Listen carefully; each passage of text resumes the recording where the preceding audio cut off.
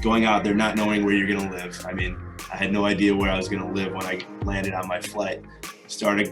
Got to campus as quick as I could, looked around for apartments, what's cheap, what can I afford? Started going in there asking, can I live here? Can I pay a little bit cheaper? Can I live here for a couple weeks, a couple months? And finally finding a place with, this was awful, man. The place that I first lived when I got there.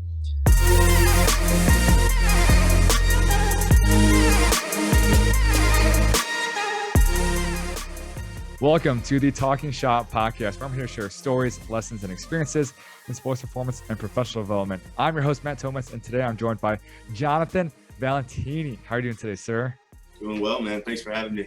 You're very welcome. Quite the last name. So a quick background about first, he's the head strength and conditioning coach at St. Laurence High School outside of Chicago. He did an internship out at UCLA. He played volleyball at Benedictine University, as well as he is the head sports performance coach at Hustle Strength and Performance, a private facility. But a little bit of background about how he and I know each other. Actually, on TSP 92, Dr. Brad Lashinsky slid into my DMs, I forgot how long ago, just asking about force plates and whatnot and stuff. And then we just stayed in touch. I came out to St. Lawrence. That's where I met Jonathan. Long story short, we vibed, had some phone calls. I enjoyed watching you do your thing from a distance. And here we are now. So Jonathan fits my target audience of that young coach, as this is your first head S&C role. So I'm super excited to get into that. And I want to ask, because this is your first year, if you could just talk about that kind of vaguely, because this is what my audience looks for. You know, they're in grad school, just graduated, and just like your first year, just hit us. Yeah, I mean, so you kind of touched on it, but right after my internship at UCLA, came home in December of 2019, met with Brad, like talked about. He offered me the position in January. So boom, started off right there, January 2020. So it's been almost a year and a half now, being at St. Lawrence as the head coach. But it's been a great experience so far. Learning a ton, especially being so young, being only going to turn 24 here in a couple of days. Being a head strength coach at such a young age is a lot to take on, a lot of responsibility. But it's something that I am very grateful for and something that I'm happy that he offered me.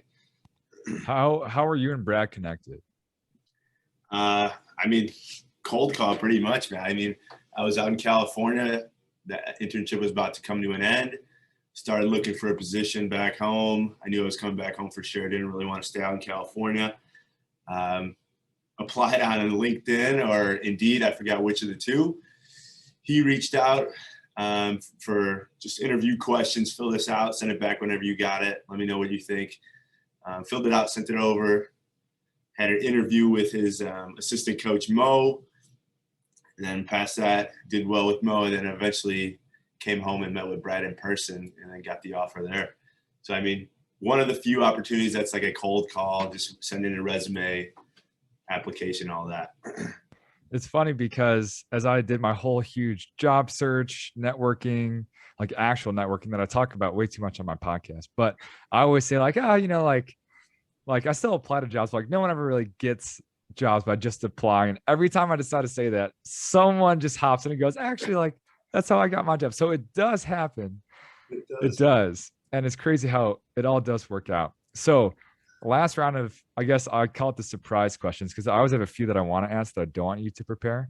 Yeah. So what is one thing that completely like met your expectations? Because these jobs that we speculate about that we never had before, like just from an outsider, just chatting with people. So what's one thing that you had an idea about that going into it, just like met it? And one thing that like no amount of talking to people, reading about it could have prepared you for? Oh man. I mean, I think the one thing I expected when I came to the final round of my interview, I kind of walked around with Brad, shadowed him a little bit, see how sessions were going. I kind of had an idea of how high school strength and conditioning would work. I mean, coming from a college sector, seeing how organized and different things are, and then thinking about what a high school realm could look like. I had an idea it would be less organized, but still in a way that would function. Athletes would get the benefit out of it. And that's one thing I kind of knew going in, was like, it's not gonna be the same structure and organization as a college level program where you have multiple coaches running around helping different teams at the same time. But high school, it's quite the opposite. I mean, you have one, maybe two coaches if you're lucky, helping four teams at a time in one little weight room. So the organization of it is really, really difficult to master, being one coach and setting up teams in one area going all at the same time. So that's really difficult. What was the other part of your question? The second part? Something that no amount of phone calls or just whatever could have prepared you for about that first head coach gig. Yeah, I mean, the constant going is much different than the college sector. I mean, you go from warm up to workout to cool down in your college sector, but in high school, you don't really get that opportunity. Sometimes you're relying on a sport coach to run that warm up, to run your stretching beforehand, run your movement prep for you while you're transitioning from one team to the next. And that's something that you gotta create a good amount of trust in those sport coaches to do what you expect out of them. Because if they're not warmed up properly and you don't like what they took them through with the movement prep, then things can go haywire pretty quick.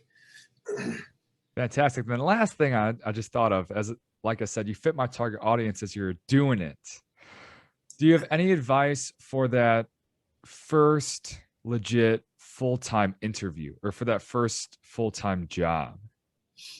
Yeah, I mean, go into it prepared. I mean, over prepare for it. Over prepare. There's no such thing as being too ready for something. I mean, you can always, if there's something that you do in the interview that they don't like and they say, okay, you don't have what we're looking for, okay, on to the next one. I mean, you take it and you learn from that experience, and you can only go up from there. You can get another interview and hopefully get an offer there. Take everything you learned and bring it there, and hopefully you'll get something good out of it. You know? And then when it comes time to do the interview, and this is one of the things that I struggle with, as your boy turns 25, oh my gosh, in about a month and a half, is there's all these things that we read and accumulate that make sense in theory. So one thing that's tough is I don't have too many stories accumulated myself of me living and doing these things, training certain athletes or handling certain situations. So when it came time to answer a little bit more real life questions, or what would you do about X? Things that, like, yes, you make sense in theory, but because it was your first full-time role, you don't have those stories to like truly back up. How did you kind of navigate balancing not having anecdotes plus like kind of just speaking on theory, if that makes sense? Yeah, I mean, speaking on theory was a lot of it. I'll say that. I mean, didn't have the first real world experience, but I gave the best answers that I could. And I learned from coaches that I've been around, seeing what they've done and seeing how they had handled situations and kind of taking their way through it and saying, this is what I would have done because this coach was my role model. This is what he did. So I'm going to handle that situation the same way that he would. And I mean, that's the big part of it. I mean, learn as you go is a huge part. Everyone goes through a first job position like that. So you got to learn as you go and take those experiences. Fantastic. Definitely can't BS your way through some of those questions, but even if it is theory and just saying, I very much trust that coach and stuff like that. So awesome. You survived the surprise round. I think I'll start calling it the surprise round because like I said, each guest, because I know their background, there's like a few things I want to touch on. So we will get into it. So what is the first most fundamental story? So kind of looking back on your journey thus far, basically, if you came to a fork, you decided to go left and you realize that if you went right, everything would have been completely different. Yeah, I mean, for sure. I knew you just touched on it. I mean, like being so young, both of us, I mean, we don't have as many stories as some of our peers or some of our role models. So, but I do have a couple. I mean, deciding to play college volleyball at Benedictine was probably my biggest turning point for me and where I experienced probably the most amount of growth. Because if I didn't and I decided to go to some other school, I don't think I would have ever come across the S&C field or even like gotten into this realm whatsoever. So I went into my senior year of high school, obviously going through the whole recruiting process and finding schools where I wanted to go and play at. So I took a bunch of visits, but I didn't even consider the education programs. This is where I kind of screwed up. I mean, I went to all these schools and I looked at their athletic programs and their facilities and everything they had like that. And I was like, wow, these are pretty cool facilities. And not one coach asked me about, like, do you want to go see the education buildings? Do you want to go see the science building? I was like, no, that's okay. I'll be okay. Not one coach asked me. I was like, I would have want to see those things, but I didn't get the offer to go see those. But decided on Benedictine. I love the coach. I love the staff. I love their facilities and everything like that. And then during my freshman year, I had to pick a major. I was still undecided. I didn't know what I wanted to do. So going into that, I kind of started looking around what they offer. And I found this exercise science program that I kind of wanted to do. I wasn't fully into it yet. So I stayed undecided pretty much halfway through my freshman year. Wasn't completely bought into it. And then once we started our team workouts with our strength and conditioning staff, I was like, wow, you guys have a really cool job that you do here. I was like, what did you guys go to school for? So I kind of asked him a bunch of questions. And he's like, well, I went for biology and this other guy went for exercise science. And I was like, oh, exercise science. I was just looking into that. How did you start off? Where did you go to school? I just kind of sat down with him, talked to all these questions. He's like, yeah, exercise science was what I decided I wanted to do. He started off in like the physical therapy realm. And then kind of transitioned over to strength and conditioning and did that full time. He's at Benedictine still to this day. He's been there for a while, but he's a great guy. I mean, I learned a lot from him. But yeah, I mean, after he told me that, I kind of decided on exercise science. I thought I was also going to go the physical therapy realm. So kind of just taking classes all freshman year, sophomore year. During sophomore year, I was working at a health club, a little private health club where moms and dads and all that work out. And I was just being like the towel kid and going around like picking up towels and putting weights away, cleaning up and vacuuming and cleaning up and whatnot. And then after about half a year of being there, our fitness director had an opening for a personal training position. And he asked me, would you be interested? I was like, I don't know. I don't really know too much. I mean, I'm taking these classes, but I don't have any experience training people. And he's like, oh, I could teach you that. I could teach you that part.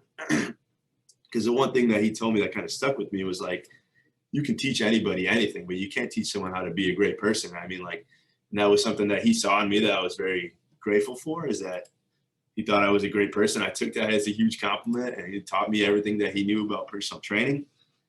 So I did personal training there for, I want to say like 7 months. And then after 7 months, I landed another internship at Hustle Strength and Performance, where I'm at to this day, where I did that for about 3 months under a couple of coaches that did a lot for me, taught me a lot, got me out of my shell, helped me coach and teach me a bunch of different things, working with athletes, because that was the first opportunity I had working with kids and athletes around 17, 18 high school age. And I did that for 3-4 months. Then I got offered a part-time position, and then that took me all the way to graduation. I mean, I was there for quite a while, for about 2 years, and then graduated and went out to UCLA for my internship. And here you are now. Here I am, man. It's so interesting to like look back, and I call it like the power of moments in sports, because myself, similar to you, I walked on at Truman State, and I just think back, like, what if coach cut me? Like literally, like it was just that one day. It was like, whatever, August of my freshman year, I would have became a frat bro. No disrespect, but would have became a frat bro. I don't know if I would have stuck with exercise science, all this stuff, or just like when I got hurt my junior year of high school, and then I started seeing a PT and the athletic trainer, and I was like, whoa, like I can do this. It's like so crazy to think about. Like sometimes it does come down to one moment. But I also liked what the guy at the personal training place said about how I can teach anyone, anyone can write a program, anyone can, go through a structured warm up, but like having that factor of just like wanting to talk to people or be a good person, or just like, for example, we had an intern take over something else, and it was her first class that she did on her own. And I was like, is this workout going to make or break these kids' athletic careers? She's like, probably not. And then I was like, if they leave the field not really enjoying it, it was just weird, and like they don't probably want to come back next time. Like, is that going to be more impactful? She was like, yeah, that kind of sucked. And I'm like, all right, so do the best you can on the program. Here's the piece of paper. You know, I'll answer all of your questions beforehand, but just like bring the juice and just like make them, I don't care. Like if you get the sets and the reps wrong and all of this stuff and that, you know, like we can fix their technique next time, you know, but like make them just love training. And like, it's just so crazy to think about just all of this stuff. So I think that was just a super cool story. But the follow-up question to that is like, did you almost not play in college? Yeah, I mean, I was pretty close. I mean, I knew I wanted to play. I just didn't know where or what field. I wanted to go far, and then I kind of said, "Oh, I also want to stay close to home," and I kept going back and forth with that. And then I visited a bunch of schools, and I ultimately decided I wanted to stay close to home. That was kind of what I wanted to do. And then I picked Benedictine, and I was like, let's go here. Let's see how I like it. Let's experiment a little bit. And I stuck with it. I mean, I'm glad I did. I'm glad I did, because if I didn't go here, I'd say I probably wouldn't have played all 4 years. I would have maybe quit after 2 years, maybe quit after one. I don't know. I mean, that's like you said, you could have gone right or you could have gone left. Who knows what happens? And then last thing kind of on this topic, how did UCLA come to be? Oh, man. I mean, so this was senior year of college, getting ready to graduate. I mean, I think it's like February or March. I'm trying to figure out what I'm going to do after graduation. By this time, I figured out I wanted to go into strength and conditioning and team sports. And I started looking at schools that offered internships and had good curriculum and would teach you a lot and get a good experience. And I started looking at schools that I thought would be really cool to be an athlete at. And I was like, okay.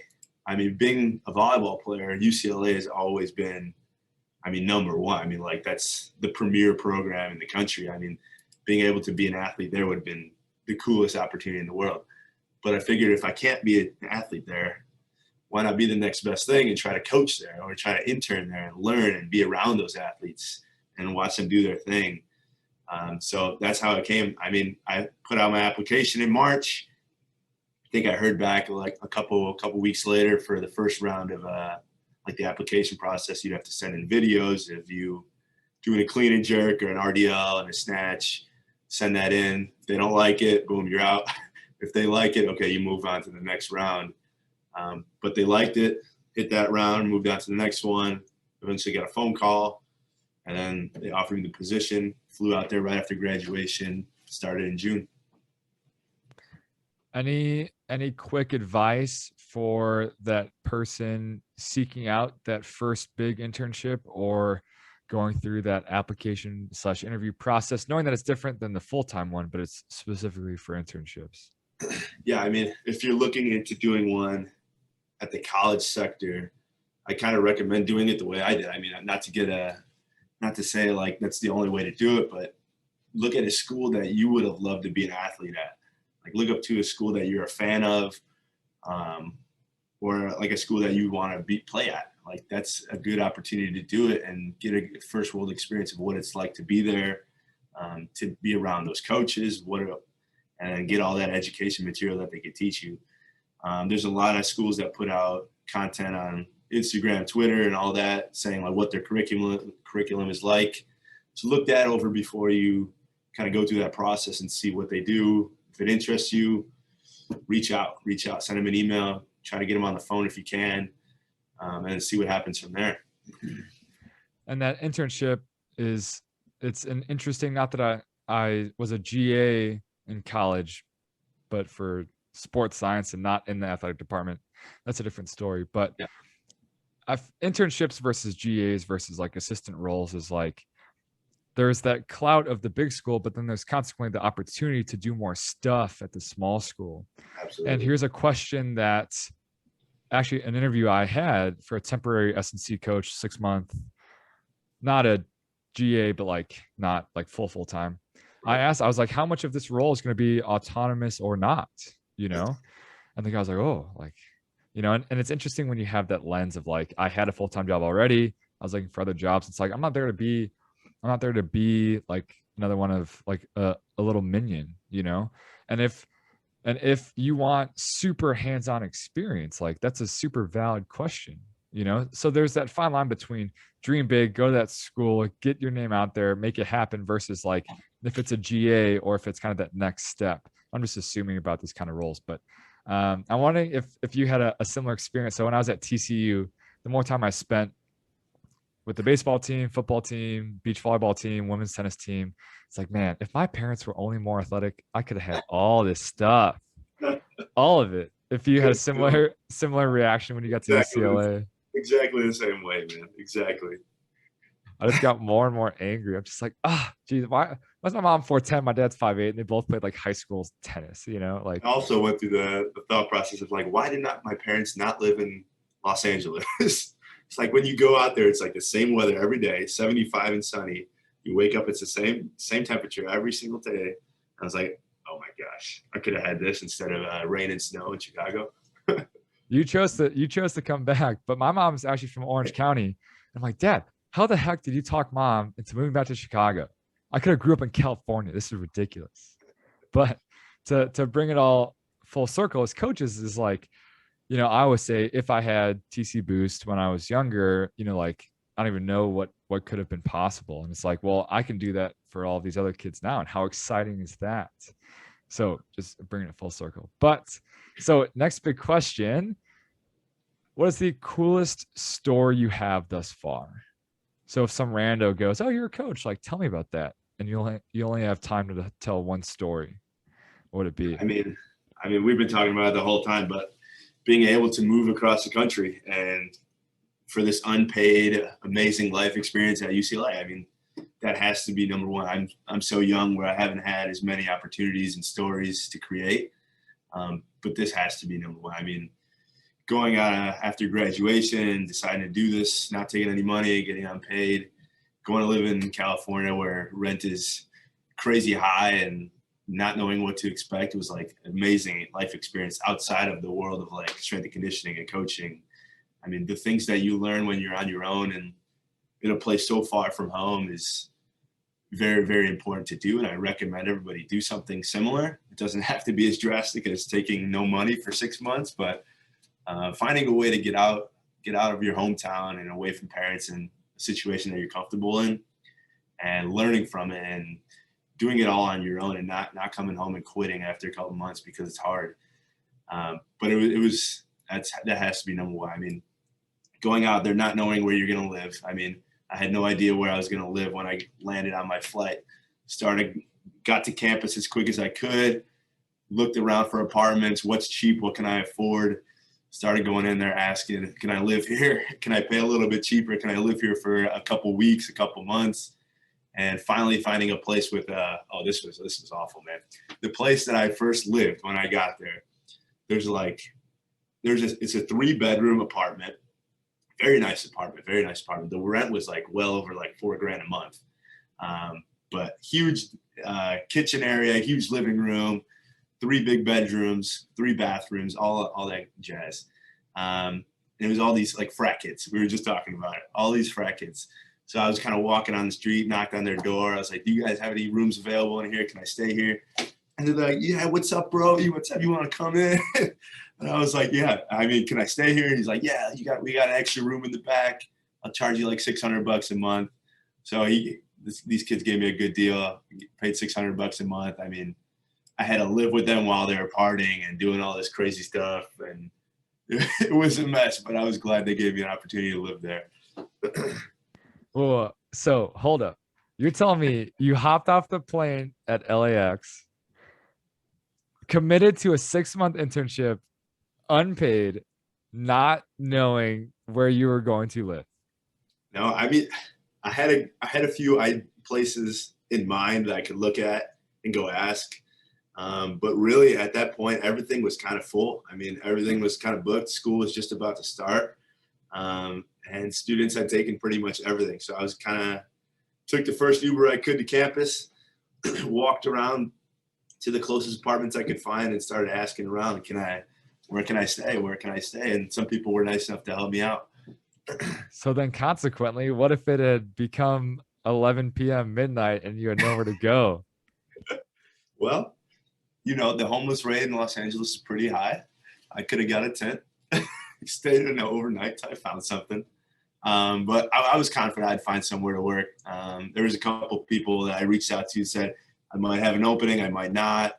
Come visit me on this day. We'll see what we can do. I mean, most of them were said they're pretty full. And then I finally come across one little apartment with 6 frat bros that would give me a place to stay. So I was lucky. Cross my fingers. Oh my gosh. I can't even, like, my just type A brain is just like, I just couldn't even fathom doing that. So props to you, man. I can't imagine what that must have been like. Yeah. But so last question kind of on that topic. So I'll ask the same question about your first head S&C role, but going out to that big first time, just graduated, got a piece of paper saying you're smart. I'll call degrees that because that's what it is, I guess. One thing that going into it met your expectations, whether positive or negative, and one thing that you're like, oh my gosh, like even if someone told me to prepare for that, there's no way that I could have expected that. We're at UCLA we're talking about? Yeah. I mean, first day we started at, I think it was like 6:30 a.m. Nothing crazy. But as soon as we got there, all 6 of us interns were locked out of the building, kind of waiting outside. I think they did it on purpose. But as soon as 6:30 hit, one of their coaches came up to the door, opened up, listened, let us in. We come down. He opens up this room where kind of like the intern office. So we have like 6 little desk chairs and everything like that. And we got a big package of gear and shoes and stuff like that they wanted us to wear, and basically our uniform and stuff like that. I was like, well, this is cool. And then the coaches come in and they're like, don't get too comfortable. These are your only 2 shirts for 6 months. They gave us 2 of the exact same shirt, 2 of the exact same shorts, and 1 pair of shoes that we were supposed to wear pretty much every day for 6 months, no stop. So, I mean, like every day you showed up, that's what you expected to wear. If you didn't wear it, you basically get strike 1. If you get to strike 3, you're kind of out of there and done. So coming into that where it's like really strict, like uniform policy, you got to be on top of this, you got to be on time. And because I was never held too accountable like that before. I mean, to tell me that I have to wear these 2 shirts for 6 months straight is kind of like a mind blow when you first hear it. So that was kind of brutal. Having worked in the equipment room at TCU, I did that for the summer in between my 2 years of my master's, and holy crap, like the amount of stuff they have. Like if I could just like share my memory of just like I would spend entire days. I don't think I've ever talked about this on TSP before. Entire days putting stickers of guys' numbers on their flip-flops. Oh man. I wish I was kidding. I never had to do that. But. And like ironing their numbers into their shorts. Hey, here's this brand new pair of $60 Nike shorts. If you lose it, don't worry. Like, well, we're gonna put your number in everything. Whatever. It's fine. It was really cool though. It was really cool. But like just the stuff they have and that stuff, I don't know. It's a different story. But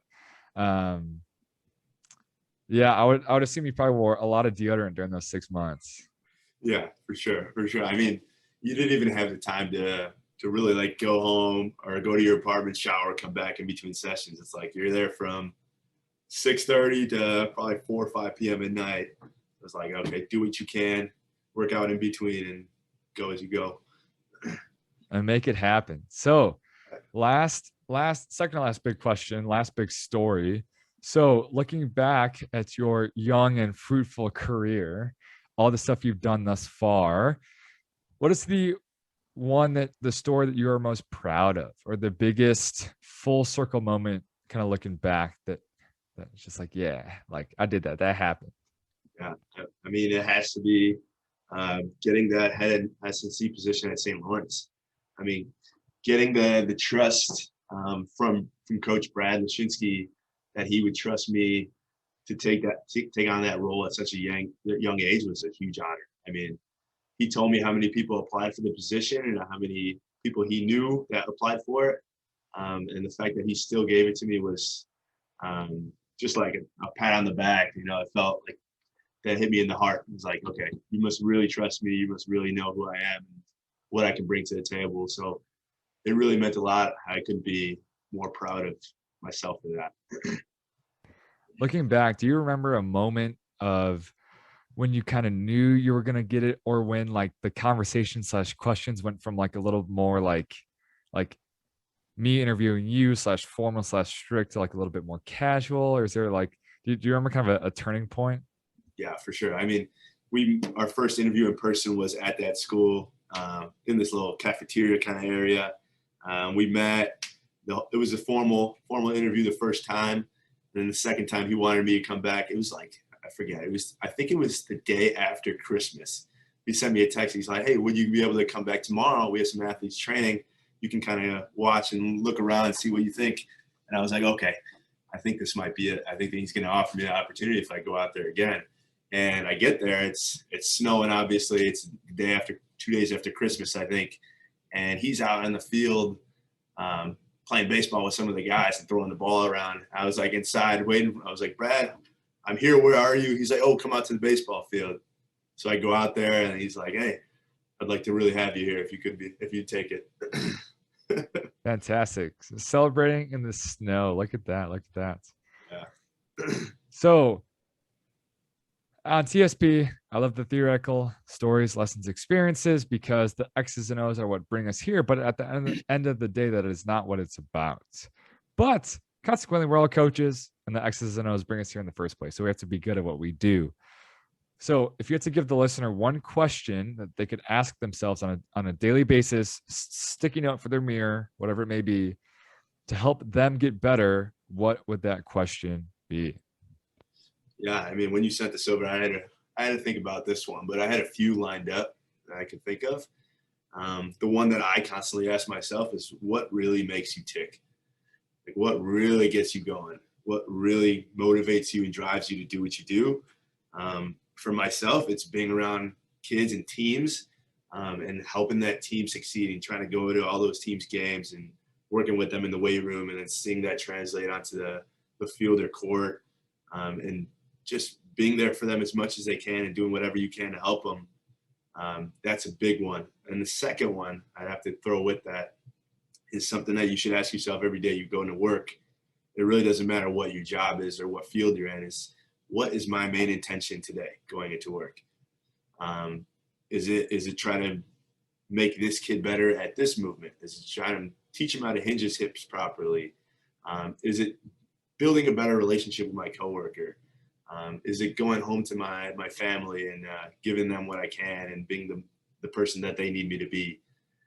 Something along those lines. It's like, what can you bring to the table every single day to take your opportunity or your job to the next level? And what is your intention for that day? That's what I would think. And it's interesting to like really just take a step back, and it's like, why am I here? Why is it worth getting up in the snow and going throwing the baseball around at the baseball field and all the early mornings and all this stuff?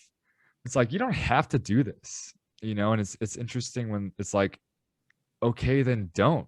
And it's like, I don't have to do this. So when you're so crystal clear on what that is, and I know it's so cliche, know your why and start with why and all this stuff, but it's like, well, that's cliche because it's true, because it's overused, and people don't overuse things that aren't true, So like, just being crystal clear about that. And that's what you lean on, like there's not really short days in coaching, as I'm sure anyone who's like legitimately coached before knows, as just trying to schedule this interview, this conversation between you and I was just a story for a different day. But like, that's just what you lean back on. And this actually happened to me recently, now that we're in our summer schedule, coaching a ton. And it kind of hit me, like, not having slept the best, knowing I was going to go from like 7:30 to like 7 pretty much. And like, just being so excited for the day that was like trumping being tired. And it was just like almost more motivating than just being excited for the day, if that makes sense. Just because like I'm so crystal clear about that.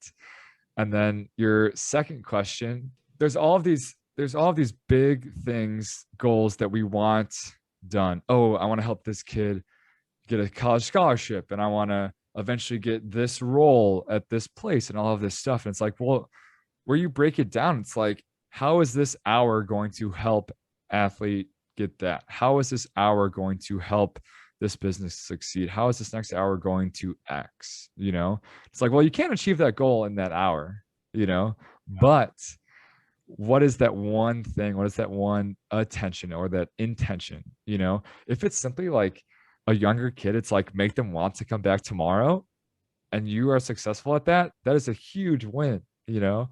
So I think it's interesting, like I said, kind of just taking a step back. And that is my reflection on your questions, if that inspired anything else from you. Yeah, I mean, consistency over time kills, man. Consistency kills. I mean, when you just touched on it, it's like if you can inspire a kid to want to come back and want to train, that means you're kind of building some consistency in that kid and kind of wanting to be there, because he'll be there every single day, excited to go and get ready and train and get after it. Because if he's not excited, he doesn't want to be there, he's probably not going to get much out of it, because he won't push himself very much. Especially being in teams, working with teams, you know, coaches can't be there watching every single kid at every single minute of a workout. You got to rely on the kids to have the discipline and the motivation to push themselves and tell them, okay, maybe I need to go up and weight. Okay, maybe my form wasn't good, I need to back down. You need to trust them to have that discipline to do it on their own. And that just comes with consistency. I mean, the more that they're in there, the more that they're training with you, they learn what's right and what's wrong and what they should do, and X's and O's and things they can learn and keep moving on from there. But consistency over time kills. Couldn't be more clear on that. I think consistency is the sexiest, not sexy variable in all of training. Like, no one wants to talk about it, you know, and I just read an article for a different website about like 6-pack or 6 week 6-pack abs is not called lifestyle or lifetime 6-pack abs. There's a reason why like this stuff fails after an X amount of time, you know, and like just understanding, I would rather train 100% of the time at 75% than 0, then 50, then 100, then 90, then 100, then 0, you know, just like I have a mom client. I helped her get 2 pull-ups by her 50th birthday. Her goal was 1 and she's up to 3 now, and she wants to get 5. Hey, there we go. Yeah. And like, that's stronger than most of the females that walk into our gym. Is like a 50-year-old mom of 2. And then I'm like, I give her a hard time all the time, but I'm like, that's a testament to your consistency. Like, you haven't missed. We've been training twice a week for the last like 8 months. Do you know how many of my athletes I see that much? Barely any, you know? And it is the sexiest, not sexy variable for sure. And that's something I totally believe in. So consistency over time kills, and it is sexy. You just got to make it sexy. You just got to endorse it and just preach on kids making it happen. And just the accumulation effect. I think it cannot be undersold. So now I'm going to turn the tables. Wait, sorry. Last question, because I'm the private side, you're in the high school side, and you do both. So the private side, because kids are paying to be there and you speaking on making them want to come back, how has the entrepreneurial, private, whatever we want to call it, that side of coaching, being intentional about the experience versus something a little bit more regimented where they have to be there, you know, it's larger kids or just larger groups. How have you been able to kind of learn from one, apply the good stuff kind of back and forth, or how is doing both roles consequently helped each other? Yeah, I mean, I think as coaches, we kind of hear it all the time. It might be your 6th session of the day, but it's that kid's first. And this is really important in the private sector, just because you could have been coaching for 5 hours straight, but that's that kid's first workout of the day, and first and only workout of the day. So you better give him the best experience he can and make him want to be there and make sure he has a damn good time. And taking that from the private sector and trying to bring that over to the high school sector has been a battle, but it's the same thing. I mean, it's that kid's first workout and only workout of the day, but you've been there for 6 hours straight. So make him enjoy his time or her time and make sure they want to come back tomorrow. Just making sure the kid has fun. I think that's the biggest thing, especially at this age, is that you got to make sure that they want to be there, want to be around you and their team, and want to come back tomorrow. Not because they have to, but because they want to be there. And that's the difference between like the private and high school sector. Like you said, is one's paying to be there, and one is not. One has to be there because of their sport coach told them to, but give them another reason to be there instead of just being forced to. You know, I think that's a huge part of it. And think about how impactful that would be with this idea of consistency. And so in high school, because the consistency is with the schedule, but if you can create that consistency with the effort because you're so intentional about making it the best workout, best hour of their day, you know, imagine if for their whole 8-hour school day, they're looking forward to that 1 hour with you, you know, or the morning workout like just ruins the rest of their day because their workout was so awesome and nothing else can possibly compare, you know, and just how many high school athletes, college athletes even just have coaches and teachers where it's just like clock in, clock out, and like you can be different. You know, I think that that's so. I think that is so exciting. There's a lot to be learned from the private sector, and as I do it more, I'm super grateful that like I'm learning coaching through this context of experience and enjoyment, and make them want to come back and all that stuff. So very cool, very cool. Yeah, I think we're really lucky. I mean, St. Lawrence is one of the few schools that has a full-blown strength and conditioning program with 2 full-time coaches around, I mean, Chicago or even around the country. There's not too many. It's definitely growing. More high schools are getting out there and getting coaches and creating programs. But we're one of the first ones that are doing it, and we get to see it firsthand, and we get to see it grow. So it's great to see. Very, very exciting. So now I'm actually going to turn the tables on you.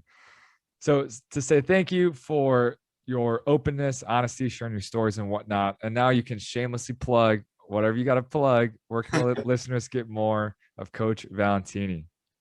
Yeah, I mean, you guys can follow my Instagram. It's Jonathan_Valentini. Pretty simple. You can check me out there. I also have a website where I create articles on training and stuff like that. That's just jv-performance.com. Pretty simple also there. I mean, that's about it. I mean, you can follow Coach Brad Lashinsky. I know we talked about him a lot. He's at Primetime SP, I think 21 on Instagram. But check him out. He's got a lot of great work also. Good role model, man. All right, fantastic. So thank you very much again. And I'm looking forward to stopping by St. Lawrence next. All right, man. Thanks for having me.